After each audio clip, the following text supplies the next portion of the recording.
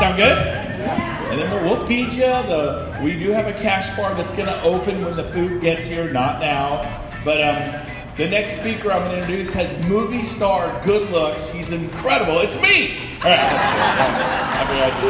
That's a short version. Not everyone's blessed with my looks. I feel sorry for all of you, but hey, that's the way it is. So we're going to hand out flyers during lunch about the business planning clinic in Sacramento with Sean Kukoska. It's once a year. And yes, you need to get in your car. You need to drive Sacramento. It's not that bad. We left it last night to get here, right? Just kidding. It took it 2.5 hours to get here, but Sean is a superstar. He's coached Coca-Cola, Firestone, Panasonic, T-Mobile. He was the president of Keller Williams Training and Coaching. They are without doubt, whether you love them, hate them, whatever, they're the most successful real estate company to really do that. He ran the whole thing, he's gone independent, he's no longer with Keller Williams. And this is for all companies. You will get a business planning workbook. You will get lunch. And it's 10 to 2 on November 7th. You're going to get a flyer before you leave. It's a whopping $25 or $20 or something. Lunch, a business planning workbook, and you can do some great things this year coming up. Okay, so I took care of all the house cleaning. Next, I'm going to lead with this today. You ready? Write down this word. Frustrated. Write it down. That is the key to your future. Well, I'm not very frustrated. If you're not frustrated, you're not about to have a breakthrough. Breakthroughs happen when frustration occurs. When you get really, and I mean really, wicked off, frustrated, whatever, you're going to make a change. When you're so frustrated, you decide you need marriage counseling, your marriage will get better. When your teenage son or daughter is driving you so crazy, you go, this is serious, we better go to counseling. You'll probably work some things out and have a better relationship with your son or daughter, right? I've been going to counseling. I have 5 kids. We adopted 2 more. I have 7. One of my kids is giving me a little run for the money. Yes, thank you. And we've been going to counseling. And then I'm sitting on the couch in the morning, wake up. She comes and snuggles up right next to me. And anybody got a crazy teenage girl? Like, it doesn't always logically make sense. And she just snuggled right up to me. It was a Saturday morning. I'm like, this is heaven on earth. And we really have made progress through counseling. Oh, you mean you're not perfect? Nope. Ask my wife. She can give you a big list. I'm a big guy. All right, now, so frustration is the key to breakthrough. My first breakthrough in real estate happened when I got frustrated. I've been in the industry for about 5 months. I sold like 2 or 3 homes, and I got frustrated. So I went to my broker. I'm like, what gives? How do you do this thing? How does it work? I was 30. I was really old. I was 30. I'm 53 now. It's 23 years ago. And he gave me some advice that was life-changing for me. It may not be life-changing for you, but it was life-changing for me. And basically what he said was, find a way. Because I was emailing properties ad nauseum or whatever we were doing back then. 23 years ago, I think we used like Indians and wagons and stuff. And I don't know what we did to get stuff around. But here's the deal. He goes, go out and show property. Get them in your car. Will it to happen. Find a way. In your car, you're going to build a relationship with them. In your car, let them drive. You look at the map. We used to actually have Thomas guides. Anybody remember those things? Yeah. I would die right now. I can't read this. Look at this. This will make you laugh. There's mine. Look at the type on that bad boy. That takes a 14-year-old who knows how to mess with settings on your iPhone. But like, yeah, NASA could read this from a set. They can read my phone. Anyways, so I said, okay, I'll do it. And all of a sudden I start getting people in my car. He goes, they'll get excited. They'll see something. You drag them back to the office, which was 40 minutes away for them. And we'd write the offer, and I started selling homes. All of a sudden, I went from 2 or 3 to 18 sales in the next 12 months. And how many would like to say 18 homes this year? What's the average commission here? 9. Per 25 grand? Yeah. Times 10 is 250. And then if you did 18, another 8 of those bad boys, like $450,000. It's in living, right? Around here, it's a living. So I did that. Then the next year, I went to, 38 sales. How many would like to do 38 sales around here? Then the next year, 48, but I was maxed. I'm working 40, 50, 60 hours a week, and you're doing, what's 48 sales around here? Is it good income? $1 million a year, safe to say? How would you like to make $1 million a year? We're going to teach you how to do it right now. But you got to want it bad. Part of it is you have to burn with desire for change in your life.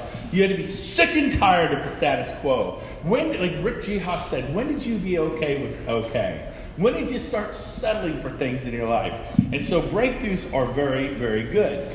Rick talked about BHAGs, big, hairy, audacious goals. Let me help you. When my next breakthrough came, I had a month where I sold 7 homes in a month. How many of you excited if you just closed 7 homes in the past 30 days? Raise your hand. Man, I was excited too. It was like most of the people, they had 4 or 5 in escrow and they were big stars at the company. I closed 7 in 30 days. I made more money in a month than I ever made in my life. I was pumped. It was my personal all-time record. Would that be good? And then I learned this thing about a BHAG, big, hairy, audacious goal. I mean, you set a big goal. And guess what? It happened out of frustration. In June, I don't remember the year, 2000, I don't know, 3 or 4, I had 3 homes in escrow. Is that good to have 3 homes in escrow? Yes or no? Yes. Well, one by one, they all fell out of escrow. And my wife goes, hey, baby, what do we got in escrow? I'm like, nothing, baby, but I still love you. You know? You got me. She goes, I can't pay the bills with you. You're big, but I can't pay the bills with you. I need some escrows. Mama's got to eat. We had a 4-year-old and a 2-year-old, right? I got nothing in escrow. It's end of June. I'm going into July with nothing in escrow. Isn't it the best feeling when you have nothing in escrow? Man, I love that feeling. What do you got in escrow? Nothing. What do you got in escrow? Nothing. Let's go have a cocktail. Let's talk about this. We're about to have a cash bar open. You can have a cold beer. They'll help you drown your sorrow. And so I got frustrated. I'm like, this sucks. I've been doing real estate for 5, 6, 7 years now. I've been doing way too long. Or I guess maybe it was more like 99. That's how far back this is going. Sorry, I've been around for a while. So I've been doing it for years at that point. I've been doing this too long to have nothing in escrow, right? And I got frustrated, so I did, that's it. I got permission from my wife, and I said, look, can I just work like every day in July? Can I just burn it up? Because I'm sick and tired of it. I can't believe I'm here. Do you mind, baby, if I just burn it up for just a month? Just a little sprint. She says, go ahead. I want some escrows, right? And so and then I go, okay, if I'm going to work every day, I need a new thought. How many of you believe this? You can't hit a goal you don't have. You believe that? Yes. So I set a goal to sell a home every day. How many agents in the Bay Area? Remember, proximity is power. You become like those you hang out with. If they're enjoying a little hoochie poochie, the green stuff that's legal, right? Yeah, Santa Cruz, right? Santa Cruz. And you become like that. Like, well, most agents are thrilled to sell 2 or 3 homes a month around here, right? Also, you get some Yahoo going, I'm selling one every day. So the BHAG is selling a home every day for the next 30 days, a big goal or a little goal. The BHAG changes your game plan. All of a sudden, if I'm gonna sell 30 homes in 30 days, most people want to sell 30 homes in a month. What is Grant Cardone begging you to do? To do 10 times more than you thought you could. You all can. What's Tony Robbins, Big T, teaching you to do? To do more than you ever dreamed of. And what do? I'll sell 1. I'm going to do 2. I'll take 3. 5. You can do. So I set this goal. I've never done that. And I told everybody, I will sell 30 homes in the next 30 days. Now, I got to admit, I did understand lead generation. And so the plan, I never had this plan before. Again, how can you hit a goal you don't have? How many of you have a goal to put a home in escrow today? That's a sense of urgency. Like, how the heck am I going to sell them? I don't know. But the goal creates the plan. Do you believe that? Yes or no? Yes. And so guess what? I go, okay, new goals, never thought like this. So I guess I should be showing property every day. You ever meet an agent? What are you doing this week? Well, I'm going to try to set up some open houses this weekend. I'm going to show some property. Hopefully they'll buy a house. They'll probably just waste my time. But, and hopefully I'll sell a home or 2 this month, maybe 3. And they write this down, expectations, write it down. You live where you expect to live. You really do. You'll raise to your level of expectation. The car you drove here in is a car you should know. I don't believe that. Because I'm like, come on, baby, start. Come on, baby. right? The car you drove here in, the home you live in, the schools your kids are in, everything you have right now is exactly what you in your deep, deep, deep down believe that you deserve. And I love that thing on Facebook. It has a yellow notepad. It says, here's the complete list of everything life owes you that you deserve. And it's got like nothing on there. It's true. You don't deserve anything unless you're willing to work for it. So I set this goal, 30 homes in 30 days. Told everybody I'm going to do it. I told my manager at RE/MAX, the president of the company at RE/MAX, anyone listening, the secretary at the press, I'm going to sell 30, and then every day, who can I show property? I have to show at least one property every day to somebody, somewhere. I worked so hard to do that, I started showing property 2 or 3 times a day. And guess what? I started selling homes. But at the end of that 30 days, I failed radically. Like, I love the story. Till you tell me you belly flopped, till you tripped on the curb and fell on the red carpet going up to get your Oscar. It was a great story until you just blew it. I failed. I didn't even get close. I'm not even kidding. I only sold 14 homes that month. Now, what was my record prior to that? How many? 7. And then I failed radically at my big, hairy, audacious goal. I mean, it's like audacious. How dare you set a goal to sell 30 homes next 30? Who do you think you are? Well, let me ask you, how many agents in the Bay Area are trying to sell personally 30 homes next 30 days? Like, honestly, what percentage of the agents? None? I got none, maybe 1. It's got to be somebody who's a big team who just does that, right? That's 365 homes a year. That's a lot, right? Remember, you can't hit a goal you don't have. So they're not even trying to hit goals. So what are the odds of it coming true? So in my failure, I blew my all-time record out of the water. I doubled it. 7 was like, wow, yeah, I did that once. That's my record, 7. Where you at now? I'm back down to 3 or 4. Hopefully I'll get 7 again. When I hit 14, 7 became the new normal. You guys get that? Write that down. Write down. 7 is the new normal, right? And then all of a sudden, my next breakthrough, sometimes a breakthrough comes right time, right place. For you that's being here today, you heard some things that Sean Work said. If you're smart, you'll get in a little, hey, let's the 3 of us get together for breakfast tomorrow morning. And let's all share notes on what we heard Rick Jiha said. That runway thing, he was right. November, December, let's have the most amazing. And what Sean Work said about business-to-business referrals and how he treats his listings and the call from the yard or the driveway or the parking lot and then the note and then the bringing value and all the steps he listed there. I saw you all taking pictures. And you start sharing that. Oh, baby, is it good. And if you're smart, you'll start to do that. And so what happened was my next big break, I called the Mike Pushek story. Mike Pushek, and then we're going to have a break for 15 minutes and have food, but I'm just warming up. Is this good? Is this okay? Yeah. So the Mike Pushek story. Here's Mike Pushek. One day I come home, and when I moved into my neighborhood in 1996, we didn't have money to turn the phone on because I had just gone bankrupt from another business. And I didn't know you had to pay a deposit. And they just turned the phone on. They wanted $700. I did not have $700. So we would make phone calls from Mike's house, my neighbor. And sometimes we didn't have food to feed our own kids. And we would go over and get the frozen Wonder Bread. Remember Wonder Bread? Out of his freezer. And his wife would make peanut butter and jelly sandwiches and tuna fish sandwiches for my 4-year-old and my 2-year-old because we didn't have money for groceries. Anybody remember those days? You ever been there? Maybe you're there now, right? And so guess what?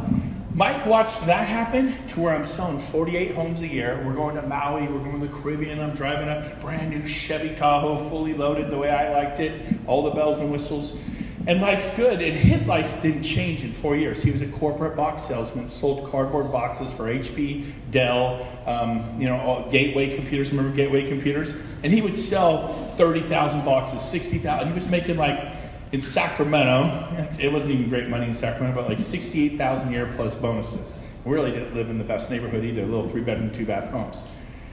And he goes, so how's it going, Gove? And he lives about 4 doors down. He's smoking and drinking a Pepsi. He was a chain smoker.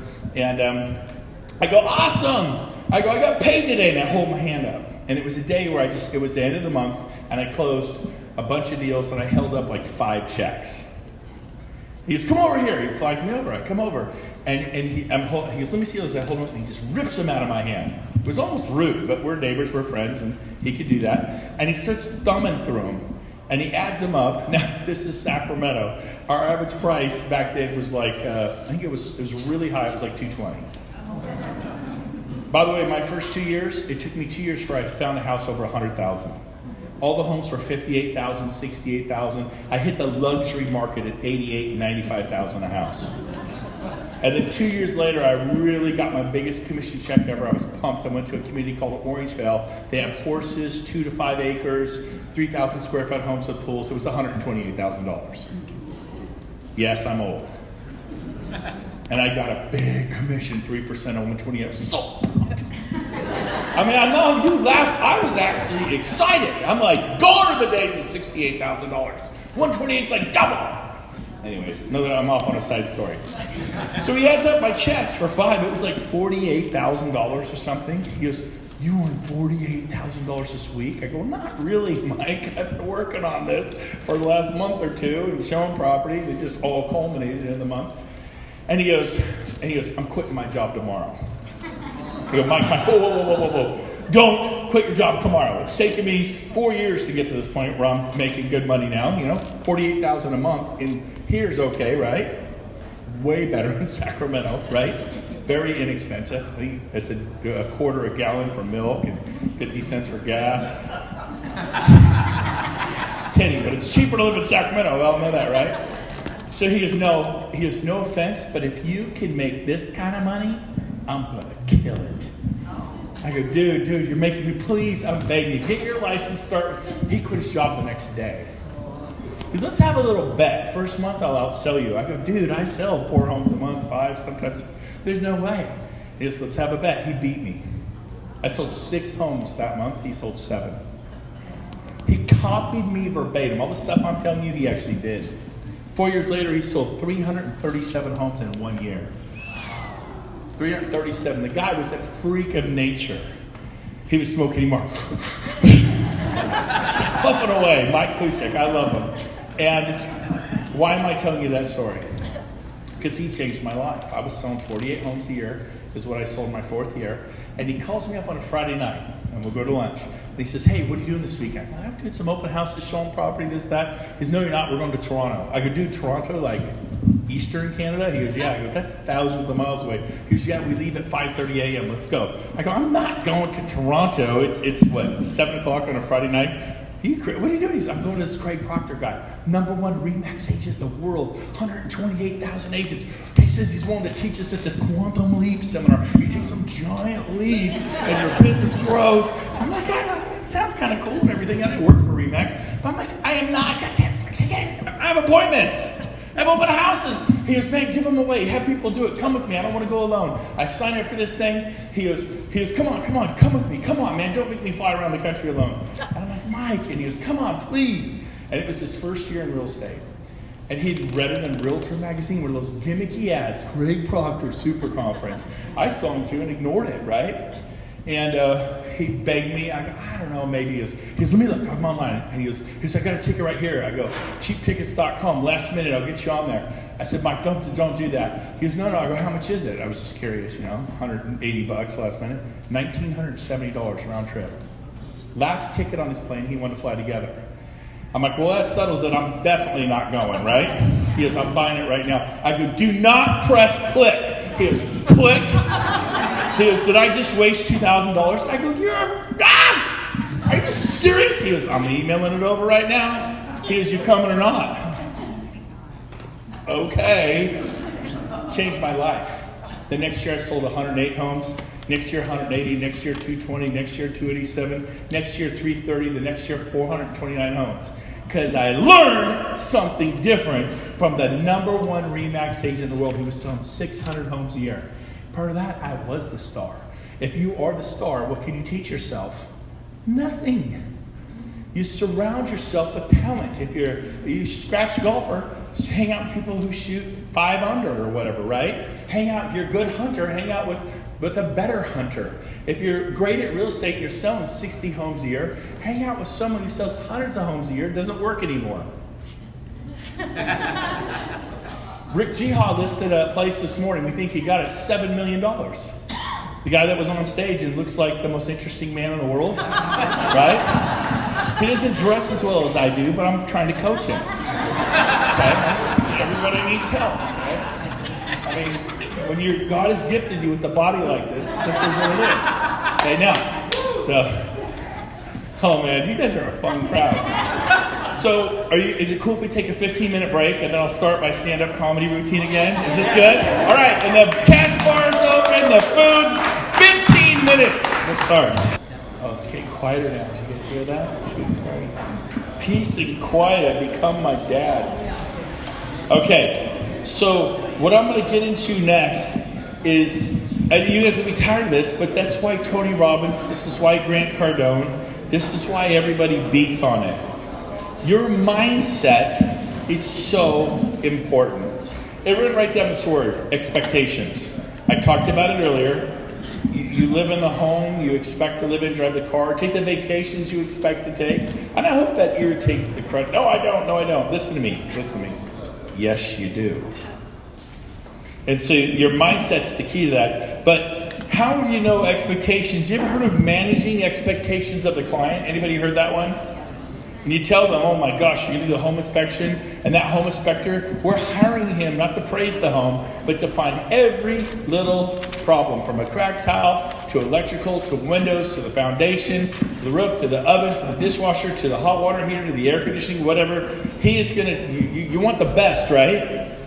I don't care what home you pick. You could pick a brand new home, and he's going to tear it to shreds. So I'm telling you, you're going to get a report this thick, digital pictures. It's going to scare the heck out of you. And I promise this, when he's done, you're not going to want to buy the house.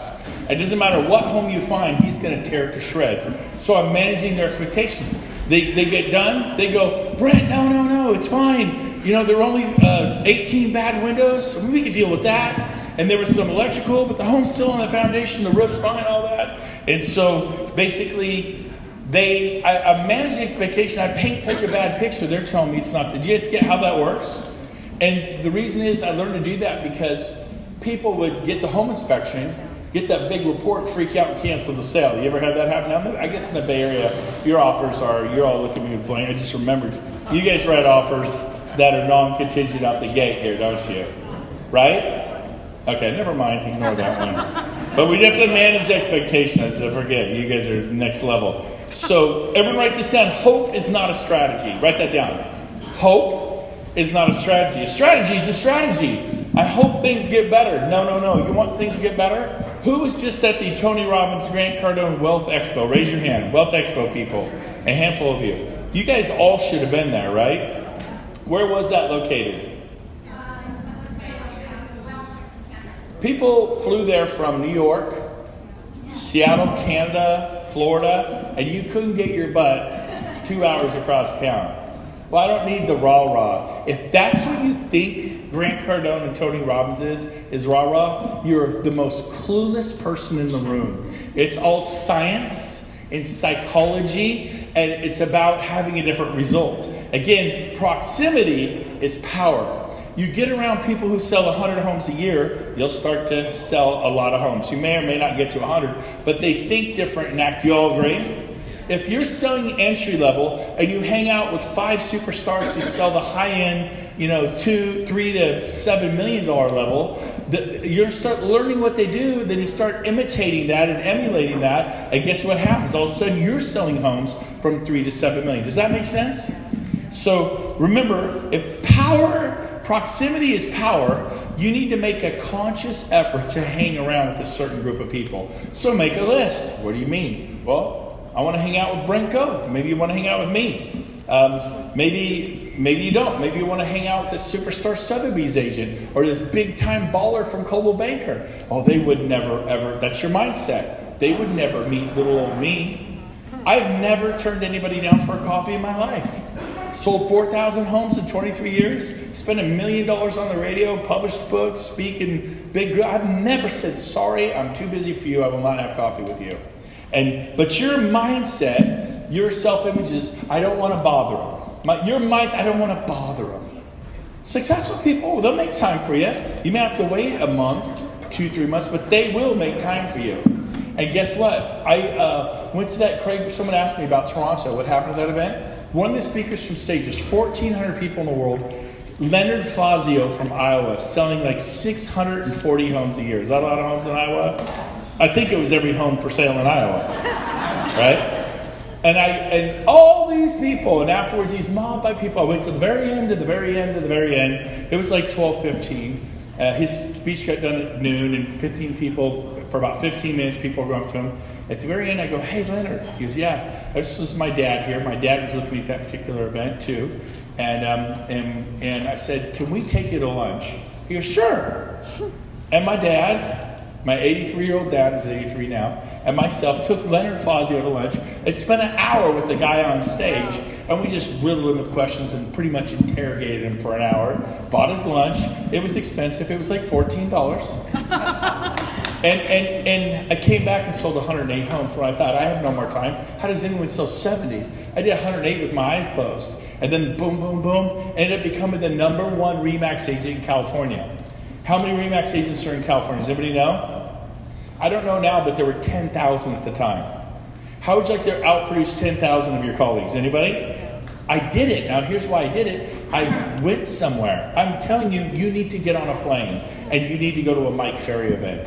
You need to go to a Tom Ferry event. You need to go to a Brian Buffini event. You need to go to a Joe Stump event. You need to go to a Craig Proctor event. You need to go to an NAEA event. You need to go to a NAREP event. You need to go to an ARIA event. You need to go to the Women's Council of Realtors event. You need to join the WCR. You need to join NAREP. You need to join ARIA. Every single thing I just said to you, plus more, a RE/MAX annual conference, I've done every one of those things. Like, you're a member of the Women's Council of Realtors? Yep. They let men join. You're a member of ARIA, the Asian Real Estate Association American? Yes, I'm sure back there somewhere I got some of that in me, right? I'm a very friendly guy, friendly family member. What's your ethnicity, everybody? But I got news for you. We all are related somehow, going way back anyways. Whether you believe it or not, I do.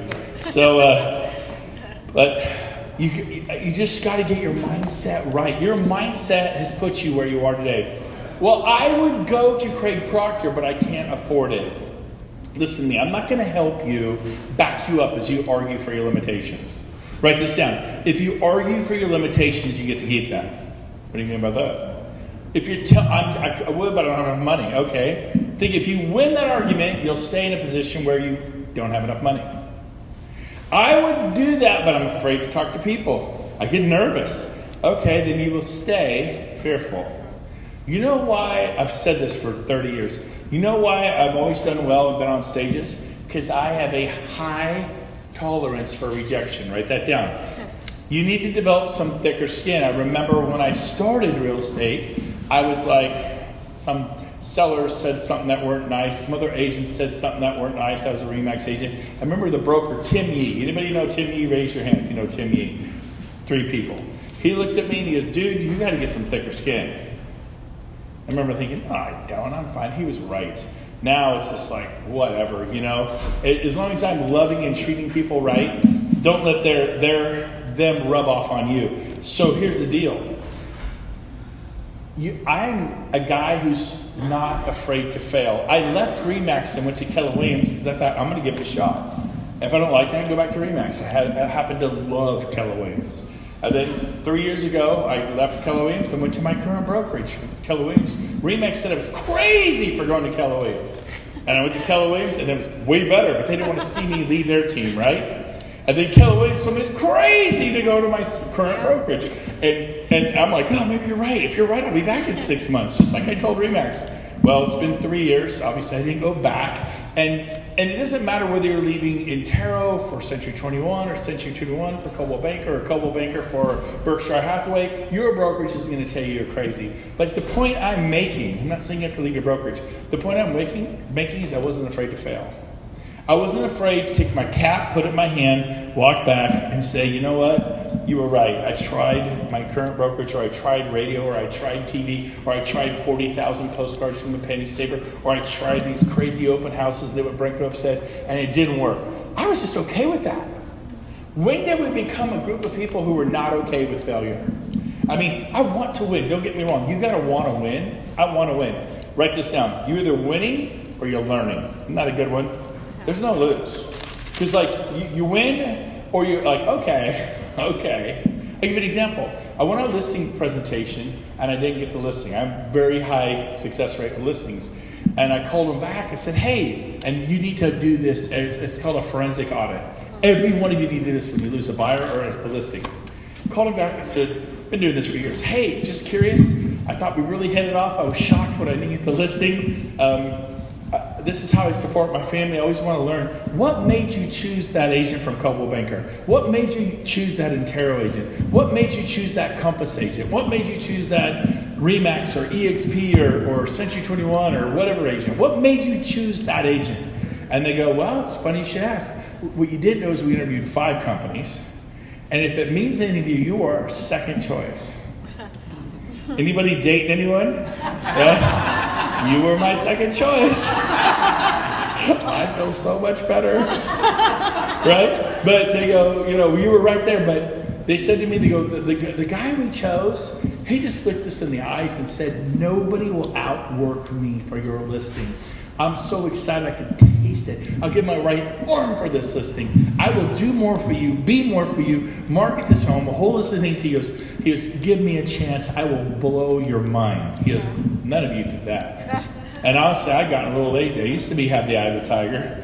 Used to be hungry like that. I'm like, dang, I didn't do that. I'm like, yes, I'm very good looking, and you need to listen to me. Whatever it was, right? And so, I'm kidding about the good looking now. So I was like, wow, he's an egomaniac. Trust me, I know I'm working on it. Now, so here's the deal. So the next 7 listing appointments, I would give my right arm to have this listing. I'm so excited. No one's going to outwork me. You say jump, I sell, high. You're going to love working with me, and I want this so bad I can taste it. And boom, boom, boom, boom, boom, listing after listing after listing. Because otherwise, it's like the movie Christmas is coming, right? You ever see Charlie Brown's Christmas? And Snoopy and all the kids, Lionel and Lucy and Charlie, and they're all talking. They get the Christmas lights on Snoopy's little house. And when the parents talk, what do you hear? Wah, wah, wah, wah, wah. You know why that is? Because parents are boring. The kids are interesting, and you are boring. The reason you're not getting listings is you're boring. You're doing what I did. You go up and go, yeah, here's the current market evaluation. Here's my 14-point marketing plan. And why don't we go ahead and sign the list agreement here? And I'm like, yeah, we'll think about it and get back to you. We got Coldwell Banker coming in at 4, Remax at 6. We'll get back to you. So if you will do the forensic audit, when you do lose, you're winning or you're learning. You're not losing. If you learn from your mistakes, you're still winning because you do it. Okay, I'm gonna do it differently. So what I am is I'm clear about this. I'm the biggest failure in the room. What do you mean by that? I've failed at more open houses, more lists. I've taken more buyers out. I have tried radio twice, spent thousands of dollars and failed. The third time I figured it out. Now I've spent over $1 million. They're like, wow, do you make any money with that? No, I just spent over $1 million. Yes, I make a lot of money at the radio, right? Open houses, hated them, wrote them off for years until I learned how to do it. And I've made, my record is the year I did 429 sales, 318 came from strangers we had met at open houses. Is that a lot or a little? When we do open houses, my team and I, we collect Social Security numbers. I don't know what you collect, but we get Social Security numbers from people, no problem. Well, why would you do that? Well, you might want to, I'm not going to be able to dive into it now, but I have a 90-minute training I did at my board. They usually have 40 people come every Friday. The board feeds them lunch. We had 240 people come that Friday to hear because people know I've made millions of dollars annually from my open house thing. So everybody showed up. I mean, way more people than in this room. And someone FaceTime live the thing. I didn't know it was happening. Got excellent video and audio. Went viral online. It's been seen thousands of times. It's 90 minutes long. It's the best explanation. But here's the deal. Remember I said mindset? It seemed like, open houses suck. I don't like them. They don't work here. Again, you have a horrible mindset right now. If you maybe said, you're like, well, I tried it, didn't work. Your mindset is already handicapping you.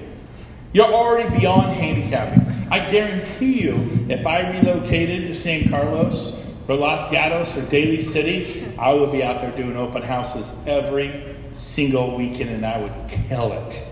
I talked to brokers in the back of the room, famous brokers that are here, and I said, is it impossible to get open? Because your mind said, I don't have any of those things, I can't do open houses.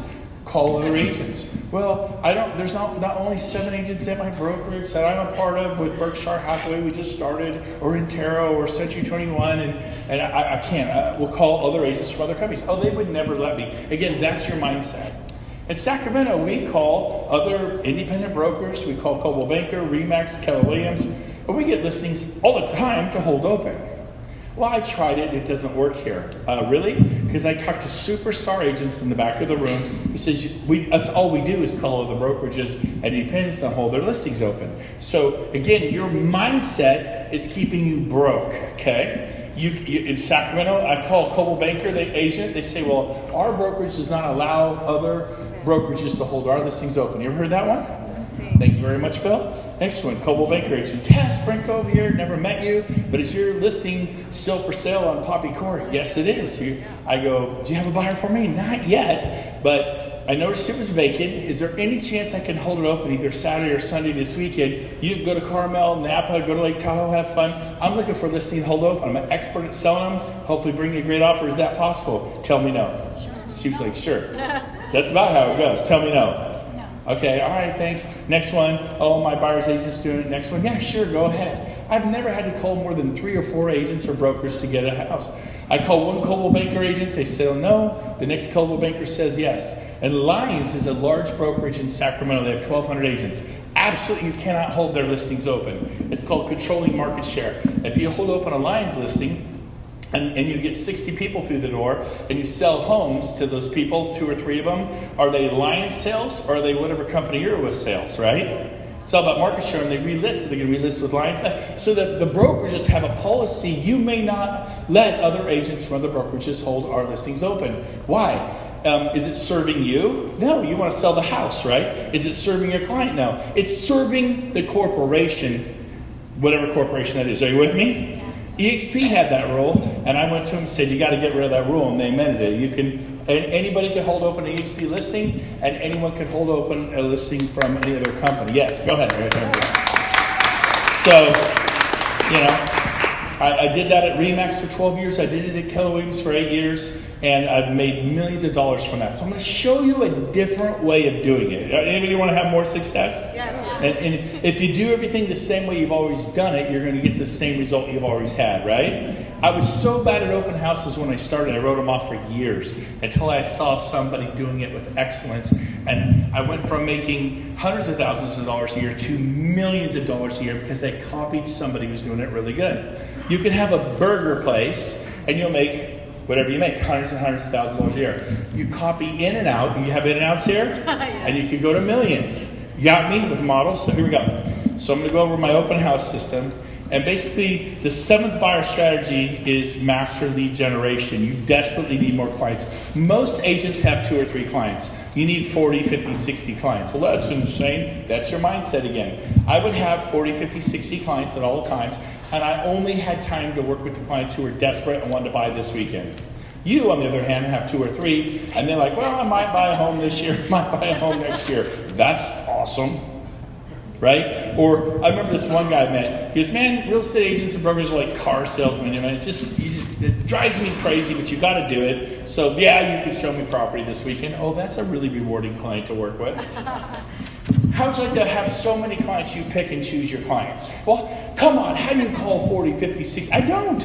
They called me and said, hey, we want to make an offer. Found the house, love it. It's $1.7 million. Thank you for helping us. I'd never even met them. I have a very sophisticated website that texts them, emails them, provided community reports, school reports, crime rate reports, sent them properties. I've never even met them in my life. Hey, you've been so helpful, Brent.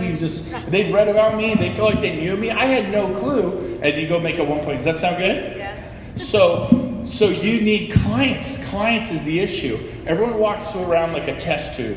And you put 1, 2, 3 clients in that test tube, and then maybe a sale drips out the bottom. If you're 100% successful and you have 2 or 3 clients, how many sales can you make in a month? 2 or 3. If you have 40, 50, 60 clients, and 5, 10, 15 fall through the bottom, it's more of a funnel, would you say? So the key is, how do I get the funnel going? How do I get more clients? Well, I'll tell you this before I show you my deal. In 3.5 hours, I got 37 clients, strangers, to give me their private Social Security numbers in 3.5 hours. Is that good or bad? Good. Every one of them real, ran the credit, and all 37. It's different. Okay, so basically, my experience was horrible at first. Yours was probably the same. Traditional open houses don't work, or this or that. By the way, I asked Matthew, mom, in the back of the room. He says it's hit and miss. He's had 2 open houses last weekend that kicked out 60, and he did a couple that nobody came to. So it is hit and miss. I've had people not come to my open houses too. But you follow a plan. You live by your calendar. What did Rick Jihas said? Put the big rocks in first, right? You got your family, you got trips, you got travel, then you come up with the plan. You go to these events, Star Power, Howard Britton, which was retired since then. But you go to all stuff, but then you give real estate what's left. Most of you just give real estate 18 hours a day, 7 days a week. Real estate will consume every hour you give it. If you feed it less, you'll be more productive at the time you got. Write that down. If I feed real estate less, I'll be more productive. If you dropped to 4 hours and got focused, you'd be better off than working 18 hours a day. Just a focused 4 hours. So basically my epiphany, I copied this man, John Brooks. He's an independent Sacramento. Raise your hand if you know who he is. Not one person in the room. This man changed my life. Prior to John Brooks, I was not really being super successful. And basically, he would put out about 40 open house signs at his open houses. I copied my mom and dad. They would sell 36 homes a year. They did it by, doing open houses. They put out 5 signs. They worked for Coldwell Banker for 25 years, and they put balloons, a blue and white balloon. I went to Keller Williams, it was a red and white balloon. Went to Remax, it was a red balloon. It was, we worked for Century 21, it's a gold balloon. I mean, you guys, the balloons aren't the trick, okay? Well, everyone else has balloons. Right? You heard the story of the woman whose husband comes and says, why do you cut the ends off the roast? Well, my mom did it that way. They go to the mom. Why do you cut the ends off the roast? Well, my mom did it that way. So the great mom, grandmom, whatever's still alive, why do you put the ends off? Well, in 1910, we had a potbelly stove that was so small, I had to cut the ends off the roast to fit it in the stove. And everybody just kept cutting the ends off the roast. Oh, and they were throwing it away, right? Stop doing the same things.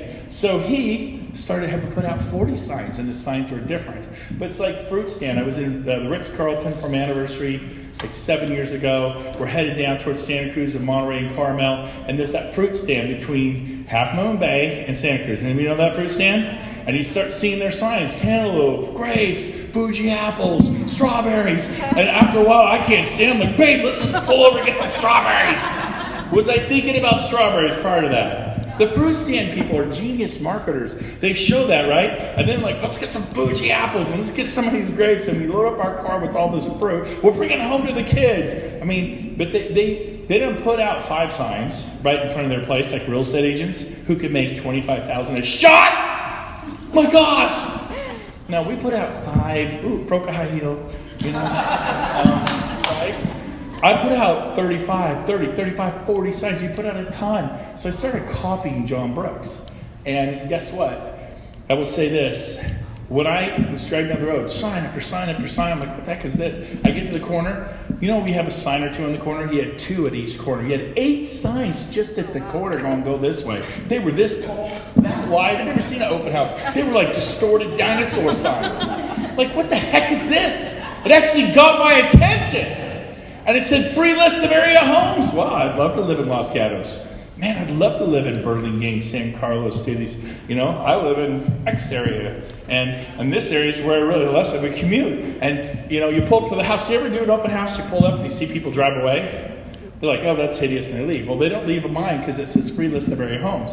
When I was in Santa Cruz, I literally went to a home 3 houses off. It was hideous. I about drove away. Then it said free list of area homes.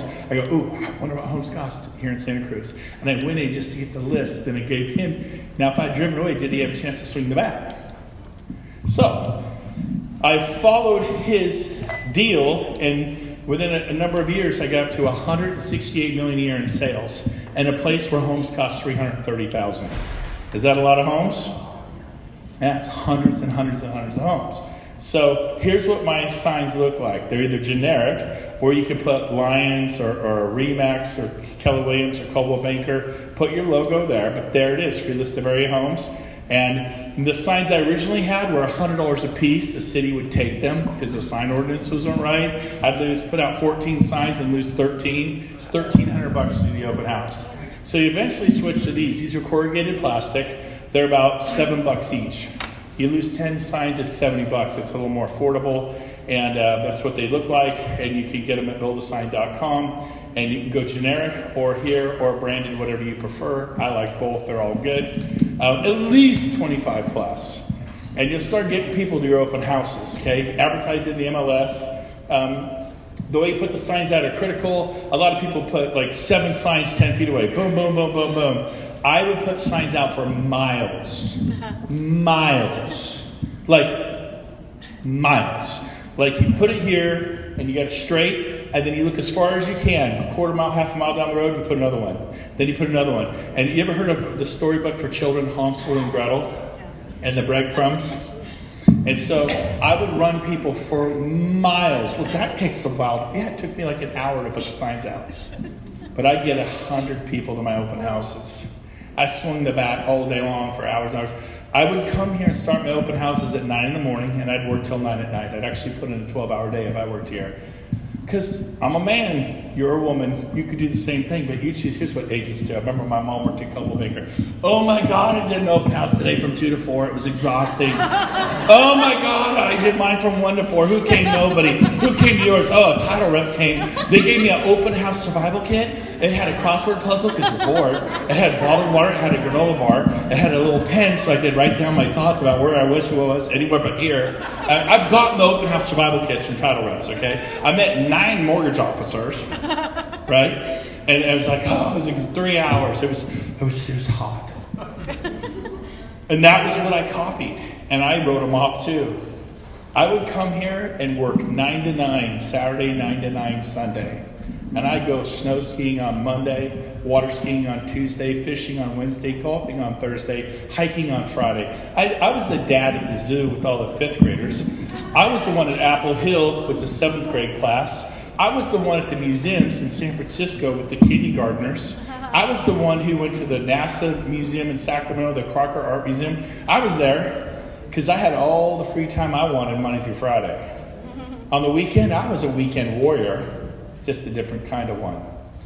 Who can afford homes? People with jobs. When do people typically work with jobs? What days? So I played during the week and I was out front on the weekends going, come to Papa. I would absolutely kill it. Well, then why don't you move here and do it? My tribe, my community is Roseville, California. I can't go to the grocery store. I can't go to lunch, dinner, the mall, wherever. I see people everywhere. I like it. I'm a guy who likes people. Like, the thought of Disneyland's cool. I'm a people watcher. The airport, I'm a people watcher. Some of you are like Ted Kaczynski, right? I don't know how you're going to make it in real estate, you know? I hate people. I'm like, oh, you're going to do well. You are going to be so good at real estate. If you hate people and you're struggling, you might connect the dots. So I would put out signs at least, if it was not somewhere where I had to put it out for miles, at least 100 yards apart, 200 yards apart. And when people, because they're chewing gum, they're sipping a latte, they're talking on the phone, they're texting. No, they're not. Yes, they are. Okay, they're looking for stuff. They're busy, right? And they don't notice the first time, the second time, or the third. But on the fourth, I went, what's that? The fifth, the sixth. I'm reading them. I'm going by at 60. Also, I'm like, I start coasting over to the far turn lane because it's saying turn. And I'm like, dang. And all of a sudden, I wasn't even looking. I'm a real estate agent. I'm not looking for an open house.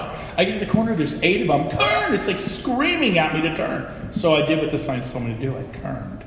And I get to this open house. It was a complete chaos in front of the open house. Now, years ago in the Bay Area, your open houses used to be what? Tell me a story. Years ago, 3, 4, 5 years ago, how many people would come to your open houses? 100. Right? Remember that? Today you still get them, but is it like it was 3, 4, 5 years ago? Yes or no? The market's crowning. Write this down. Ready? Don't let this bother you, but write this down. Winter is coming.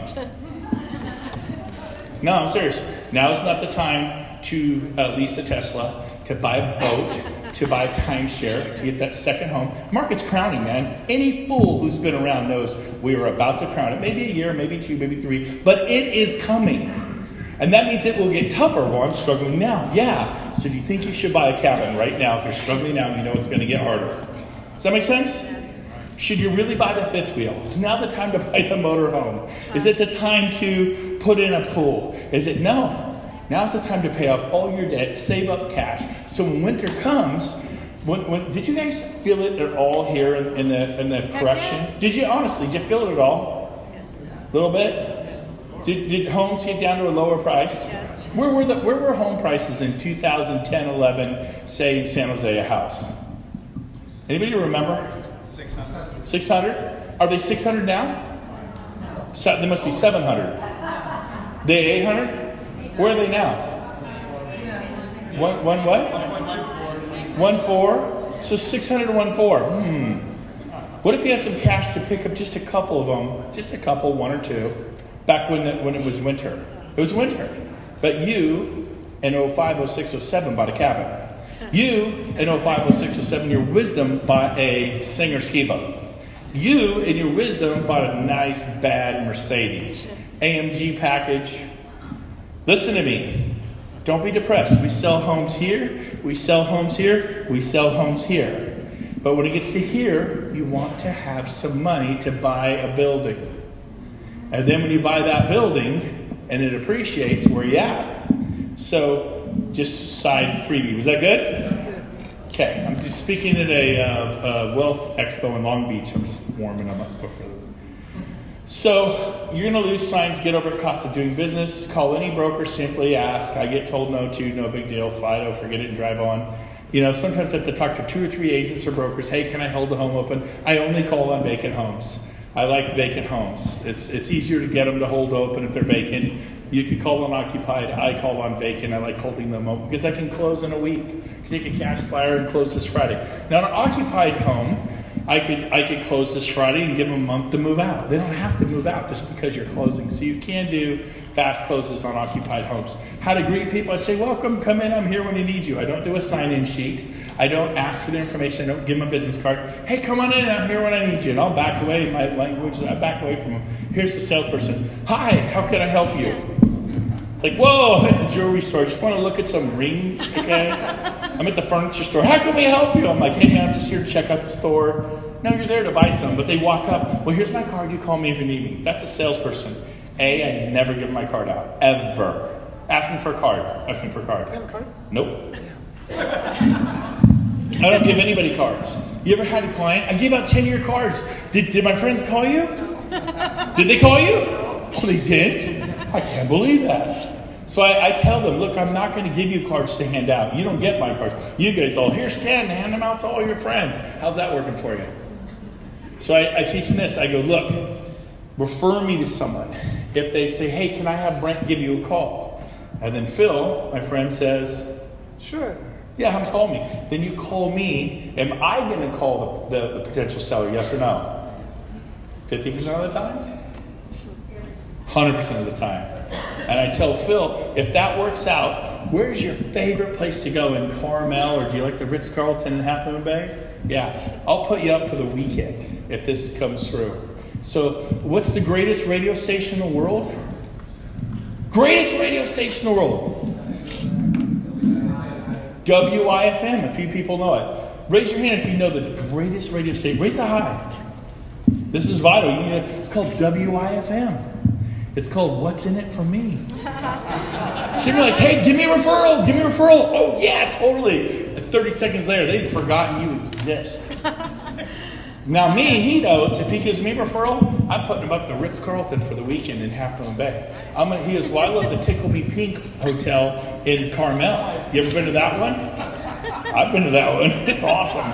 But it's a cute little boutique hotel. No, I love this one in Monterey, the Monterey Plaza, right there on the water. You can take the little magnet things and take those little things and do all that. Good. I'll put you up all weekend in that. Oceanfront suite.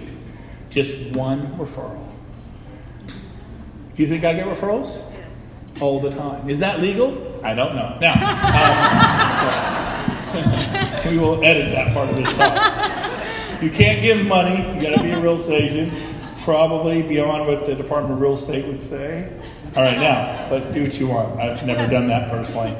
Now, so and here's my list of area homes. It's right off the MLS. This is the CMA report, right off the MLS. Addresses, 3-bedroom, 2-bath, square footage up to 4,000 or 5,000 square feet. Let's see, this is kind of fun. I took this picture back in 2010 at the bottom of the market. You could buy a 4,000 square foot home on a large lot built 2003 for $484. 4,000 square feet, $484. Price per square foot, $118 a foot. This one's 5,000 square feet on the quarter acre lot built in '04. That one was $485 for 5,000 square foot home. And it was built in '04. It was 2010 when I printed it. It was 6 years ago. You could have picked it up. If you had a little money, winter's coming. Pay off your bills. Don't be afraid. Be prepared. Okay? So, and then have great stories. I published a vacant home list. You know why? I say it to people. I have to get people's attention. So everyone listen up. I get on a chair in the kitchen. I published a vacant home list here in San Carlos. Well, we don't have any. Yes, you do. Do vacant homes ever hit the market here? Yes or no? Yes. So again, your mindset. You have them. There might be 2 or 3. Well, is that really a list? Yes, 2 constitutes a list. Now, so, right? And then add in, well, I only got 1. Okay, add in Burlingame, add in Daly City, add in, Danville. That's far away. Add it in! Okay? You can get a list. Maybe they should relocate to Danville. We have people who drove here from Danville here at this meeting. So here's the deal. I publish it every Friday. That word publish is huge. Because you ever have people, well, honey, we got Redfin, we got Zillow. We don't need you. You're just an agent. You're a diamond. I got everything I need to know on Zillow. No, you don't. Has anyone ever seen the button on Zillow that says, click the vacant home list for desperate, motivated sellers who are freaking out because they're making a payment on an empty house? Have you seen that button on Zillow? And Redfin, have you seen it? No, seriously. It's big. Have you seen it? Because it's not there. If you give me your email before you leave, I publish. I'm one of the only agents, because there's only 100 of us. There's 20,000 in the Bay Area. I'm one of a handful of agents that actually publishes the vacant home list. And these are sellers who are scared. They're motivated. Not all of them, just 2/3 of them. They will, if you're living in your home, are you in any hurry to sell? If you moved and bought a home in San Diego or La Jolla, and your $1.4 million home sitting empty, and you make a payment on it for, I don't care if it's $3,000, $4,000, $5,000, you just literally burned $5,000. Some people get freaky about it, and they will. How would you like to buy a home from a motivated seller in the Bay Area? Are sellers super motivated in the Bay Area? My list, they are. And you can't get that at Zillow, and you can't get that at Redfin. You need me. So before you leave today, and I'm dramatizing some of it, just give me your email before you leave. Did I ask for their phone number? No. Is the email seem harmless? Yes or no? Yes. Yes. So they give me their email on this little sheet, email. Just write it right there. Just put it here, drop a pen. You put Remax there, drop in Coldwell Banker, whatever your company is, mine's EXP. And you put the email right there. And they've just made the biggest mistake of their life. They're now working with the mafiosa. Now, so I get their email, and I don't even know their names. You notice I've never even asked their names. And I go, so let me ask you a question. I have homes that are, $1 million to $10 million. I don't want to spam you with every home for sale on the peninsula. What price range are you shopping? And then you're not from around here. So who's from around here in the Bay Area? You are. You're Daly City. Broker from Daly City. Who's from around here? Nothing. You see that? Daly City. Tess. What price range are you shopping? We're role playing. You've walked into my open house. I don't want to spam you with homes at $1 million and $3 million and $5 million. Just fill up your email. I want to send you stuff you're actually looking for. What price range are you in? 1.2 to 1.3? Okay, so I write that down. 1.2 to 1.3. Are you doing San Carlos only, or would you consider Burlingame, or is that too ghetto for you? Burlingame, San Carlos. What about Daly City? Sure. Anywhere else? And I'm writing down a list of cities. I go, Does the square footage matter to you? Tell me no. So if I send you a 700 square foot bungalow, you're good with that? Tell me no. Okay, so it kind of does matter to you. I smile at him a little bit. So what's a minimum square footage you consider, Tess? 2,000 square feet. You can get that for 1.2 to 1.3. So now she's demonstrating every buyer in the world. Champagne taste on a beer budget. This is great. I love the fact that she wants a 2,000 square foot home for 1.2 million. Is it funny? Is it funny? It's funny as hell. It's like, oh my God. And then I'm like, okay, so would you like a view? Would you like a 2-story or a single story? Tell me single story. Okay, 1 car, 2 car, 3 car garage. Tell me 3 just for fun. Say 3 car. I love it. 3 car. Craftsman style, fully remodeled, I suppose. And I write down, I don't argue with that, I write it all down here. All I have, I don't even know her name yet. And I go, oh, I'm sorry, my name's Brent, after we're engaging. And then, go ahead, jump up. Jump up. Tess, nice to meet you. Nice to meet you. And I go, now how many minimum bedrooms do you want? She tells me 4, 2. Would you do, okay, I wrote down. I go, Tess, what if I found the perfect home, craftsman style home, 1.2 million, 2,000 square foot, and it's got a 3-car garage with a view, but it didn't have that 4th bedroom and only have 3. Could you survive? And she says, there you go. Every agent in the area is looking for a 4-bedroom because she said 4. Now I'm looking for 3. Is it easier to find a 3-bedroom or a 4-bedroom? I'm earning my money. Tess, what's an area, if there is such an area, next to Daly City or St. Carlos that's not as nice? Is there anything? Redwood City is not as nice? South City? South City's not as nice, I heard. Said by the guy from Danville.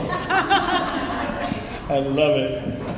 He grew up around here, he says. So if you're from South City, sorry, you be from the ghetto, from our friend from Danville. So I go, now Tess, what if I found that 4-bedroom home with a view? It's got a craftsman style, it's everything you want, but it's in South City. Would you at least look at it? Maybe? Sure. Okay, now I've added South City. None of the other agents are looking in South City. I am. Is it easier for me to find a home that she's looking for in South City than it is in Burlingame? That's how you earn your money in real estate. I keep backing her back up. I go, now Tess, what if I found that home in Burlingame? It was a 4-bedroom, 2-bath, and it's got the view. It's amazing. It's got everything, 2,100 square feet, every single thing she wants. And she told me 1.2 to 1.3, right? But this thing's $1,350,000. It's $50,000 over your max. We could always offer less. Would you be willing to at least look at it? Would you want to know about it? How about $1,375,000?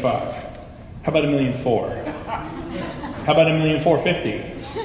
$1,500,000? Okay, they usually say no at this point, at some point. And she's like, this point she'll tell me anything I want to hear, stop talking to her. Okay, $1,600,000? No. Okay, so your max is $1,500,000. Now other agents she's met are going $1,200,000 to $1,300,000. Now I've got license with the $1,500,000, and I can go to South City and that total ghetto Redwood City. Right? And I found out she'd actually do a 3-bedroom, so I'm down to 3s. And I go now, or what if I found the home and it was 1.3, it wasn't 1.5, but it was 1,850 square feet, open floor plan, it's gonna feel like 2, would you do that? So what I do is they're going to put you in a box. Your job is to expand the box. You got it? This is how I sell 14 homes in a month and sell 7 homes in a month all the time. Is I tell my team, I have 23 agents that work for me, your job is to expand the box. Find neighboring cities, repeat with them, but then just say, well, okay, it didn't have the view. It only had a 1-car garage, but it checks all the other boxes. Would you do it? Yes, I would. And all of a sudden, you ever look for people and you can't find anything to show them? Seriously. That's your fault. Like, let's say she said nothing more than 1.4. I got her 100,000 over. I found the home she wants. It's everything. It's amazing. It's 1.5. Tess, oh my gosh, 4-bedroom, Burlingame, craftsman style home, totally remodeled. The kitchen they put $80,000 into. It was their forever home. Guy got relocated to Atlanta. Hit the market 2 hours ago. It is incredible. Ask me if you can email it to me. I can't. I'm out of the office. When can you get off work? You guys email. I never email. What's the address? Ask me what the address is. I can't remember. When can you get off work? If I'm in my office, I'm going to call her. When I call her, I open the door, walk out in the lobby. Ask me to email it to you. I can't. I'm not in my office. I'm in the hallway. My office is right there. I don't want to lie. I leave. You laugh? I do it all the time. I'm not going to tell someone I'm not in my office and be in my office, but I will walk out in the hallway, out front of the building, and I'm like, I'm not writing down the address. She has no way to find it. I can't. I go. Then I take control. She's I've had surgeons. I've had brain surgeons, cardiologists. I go, man, this is an emergency. Can you get off work? I'm about to do surgery. He'll be okay. Sedate him. I go, this is your dream home test. Are you guys with me? And they're like, I can't do that. I go, what time do you get off work? Well, I could probably be out of here by 4:30. Good, I'll meet you there at 4:45. Okay. It's urgent. I'm creating a sense of urgency. You just were like, well, maybe this weekend I can show it to you, and it's gone by then. Or you're in 14 offers. You with me? So these are things that are different. This is my form. If you want this, you can go to BrentGoveResources.com. It's called BrentGoveResources.com. Click on Agent Training. That's where I do my how to do my open house. I do a full 90 minutes. And below the open house is this form. It's a PDF. You can really delete this and put Coldwell Banker, Intero, whatever your brokerage is. It used to have the balloon and say Remax for 12 years. Then for 8 years it said Keller Williams. For 3 years it said EXP. And who knows where I'll be in 3 more years, you know? Hopefully I'll be at EXP. I sure love the company. But it's 5x7. It's not 14 inches long like a loan form. I put my 10 down, fill this out. It'll take 1 minute. And we'll get you approved. I'm already approved through Chase. What interest rate did they quote you? Seriously. 4%? My approval department just gave out, no joke, 3% 30-year fixed. Now this just happened. Look, right there. Do you see that? What's that say? Share great stories. I just helped a guy get a 5-bedroom, 3-bath home in El Dorado Hills. It's Los Gatos. For $275,000, fully remodeled. Is that a great story? I told that for years. Years. I just did this a few years ago. I can't get him to fill out the form. I couldn't either. Okay? I'm not being mean. I'm just having fun here. Okay, now. So that's how you use it, 5.5x7. And then I never asked for a Social Security number. I said, here. She tells me, I go, would you like 3% 30-year fixed? Would you, instead of 4? Take 1 minute, fill this out. I put the pen down, I back away. Body language is important. Some of you get closer and closer and closer and closer and closer, and you lean in, and they're like, yeah, we'll call you. I back up. Take a minute. Does this look like it would take a minute to fill out? It's 5x7. It's huge here. It's 5x7. And they go, fill this out. I'll call you Monday with the approval, and we'll lock in that 3% rate. Tell me the rate they're giving you is 3. What's Chase giving you? 3%. Really? I go, how much were the closing costs on that $1.3 million house? I don't know. What? Okay, usually they don't know. Do you all agree? Yes. Tell me you don't know. Oh my gosh, major red flag test. Mortgage brokers have to give you a good faith estimate. The fact they did not tell you closing costs, it could be $15,000, $20,000, $25,000. My lender just gave out a 3% 30-year fix. The closing rate was $12,000. Now tell me it's $20,000 like you did. My lender just gave out 3%, but the closing costs were $12,000. That'll save you $8,000. Can you buy some cool patio furniture for that? Take 1 minute, fill this out. Tell me, I don't want to change lenders. I've used this lender my family has for 20 years. Tell me you don't want to change lenders. I don't want to. Keep your lender, but if they know you're getting a rate through me, they will sharpen their pencil. It'll go from 3 to 12, maybe 11. I'm about to save you $8,000 to $9,000. Are you interested? God, he's good. He knows what to say, right? I failed so much. Nobody taught me this. I never went to an event like this and learned it. I just did stupid, dumb things for years and years and years until I realized I learned what worked. I learned what didn't. And because I'm winning or learning, I did more of what did than what didn't. I'm like, gee, when I say this, they do this and they run out of the house. Ah! When I do this and they don't give me, when I do this, they respond. When I do this, they respond. Because I'm not doing 2, 3, 4 hours. Well, that's kind of excessive, 9 a.m. to 9 p.m. Sometimes I kick off at 5 or 6, but if it was hot, I'd stay till 7, 8, 9. And guess what? I had 40, 50, 60 clients, sold homes all the time. It was so normal to sell homes every week. How many of you see, some of you are like, I'm not willing to do that. You're just not frustrated enough. You have a spouse who works. My wife worked harder than me taking care of our kids, but there was no income. Some of you are not desperate enough. Desperate for change, to want it, to have a burning desire. You're just like, how do you boil a frog? You put it in a pot and you slowly turn up the heat. You can boil it alive. Some of you are being boiled alive, you don't even know it. You take that same frog in a boiling pot of water, throw him in, he jumps right out.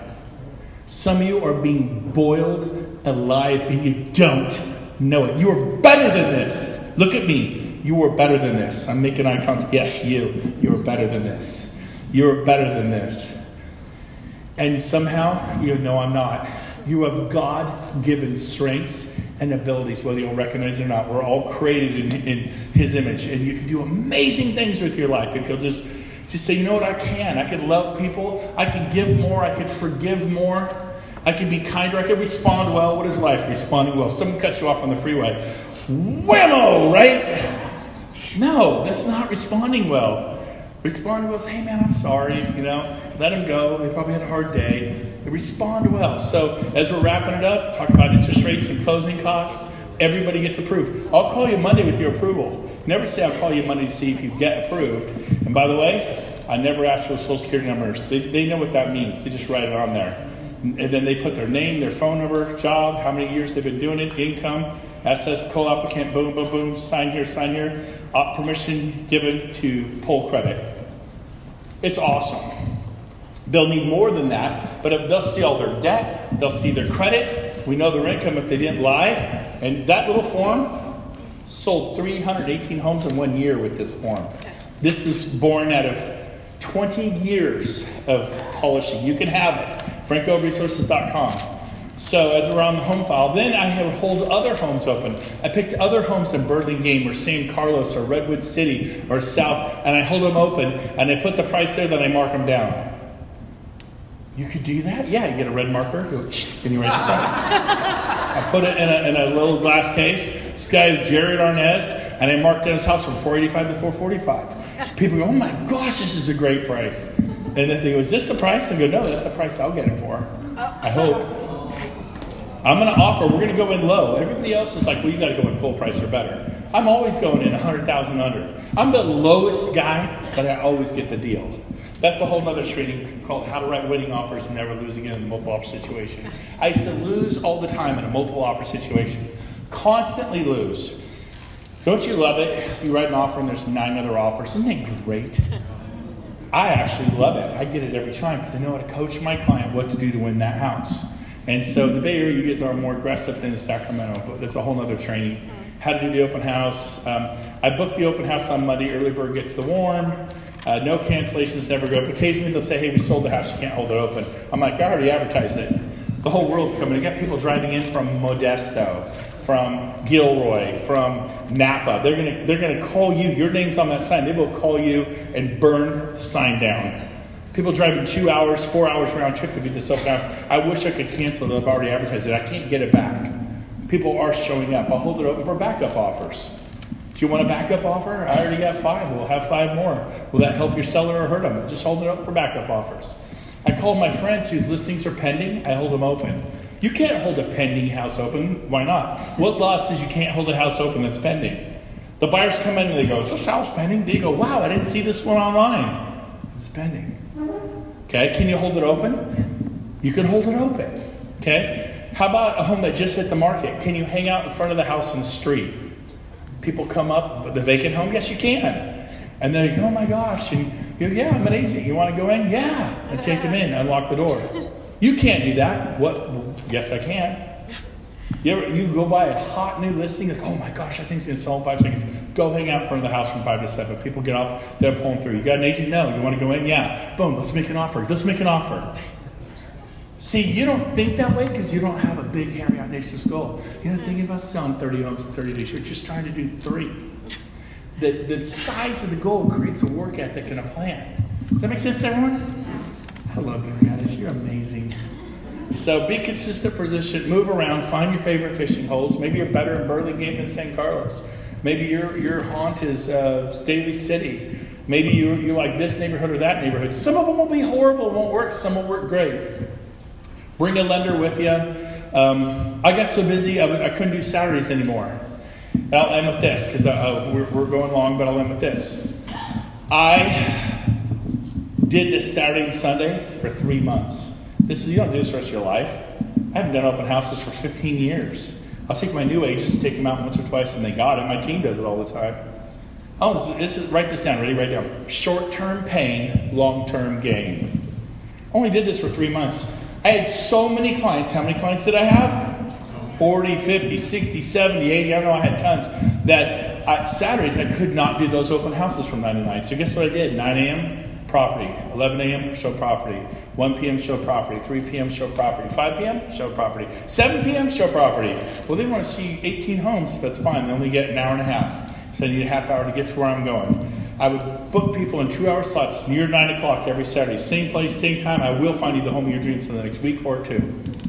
And I had 9, and then I had one at 1. You're my 1 o'clock. And I had him at 1 o'clock. And he was the manager for Jiffy Lube. And you were an executive with Intel. And he's buying $1.2 million. You're buying $3 million. And my schedule's full. I book you at his appointment. And then I call my friend. What's your first name? Elizabeth, hey, can you take Phil out? I'll take a 25% referral fee. I can't make 1 o'clock. And I top grade my client to the $3 million client. Was that all you care about, money? Yes.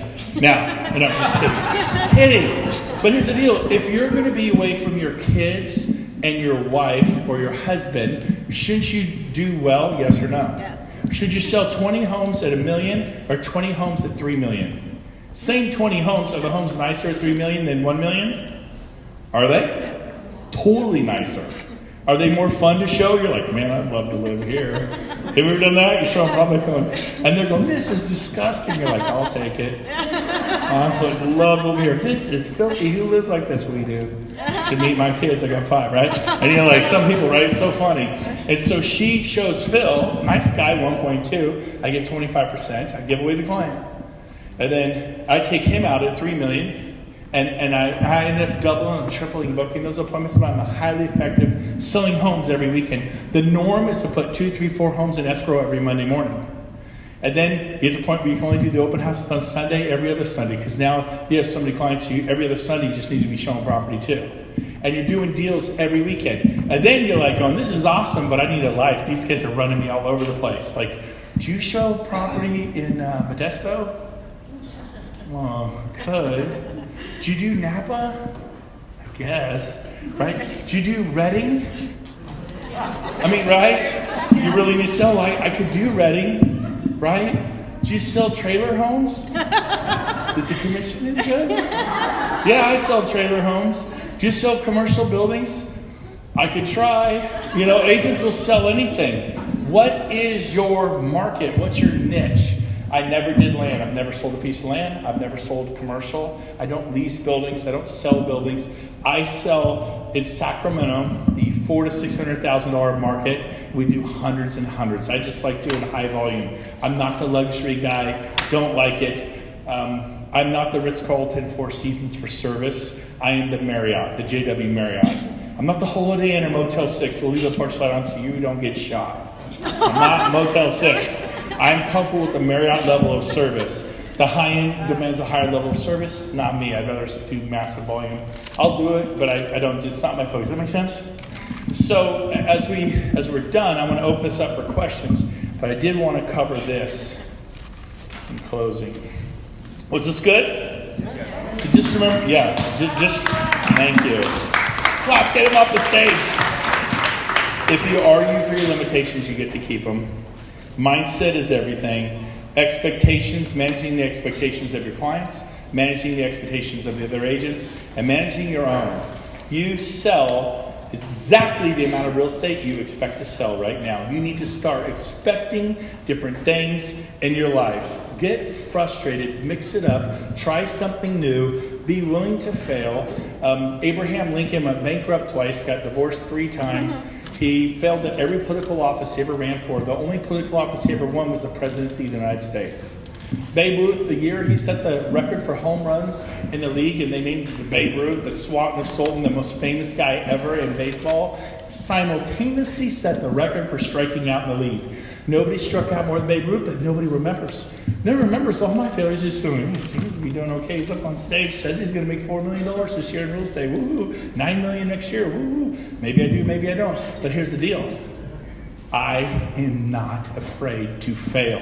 My God. Be willing to fail. You do it often. Get it over with. And then get good. You can't ski once a year and become a great skier. Ski every day. You can't play golf once every 2 years and be a great golf every day. Total immersion. If you went to a Tony Robbins event, you'd know that. If you went to Grant Cardone, you'd know that. Any good coach. Get a coach. They just want my money. I've given money. Some of the coaches, they weren't as good. But I've been the good ones. Be willing to fail. I hope this was helpful today. Was it good? Yeah. All right, love you guys. We're out of here. Go be successful.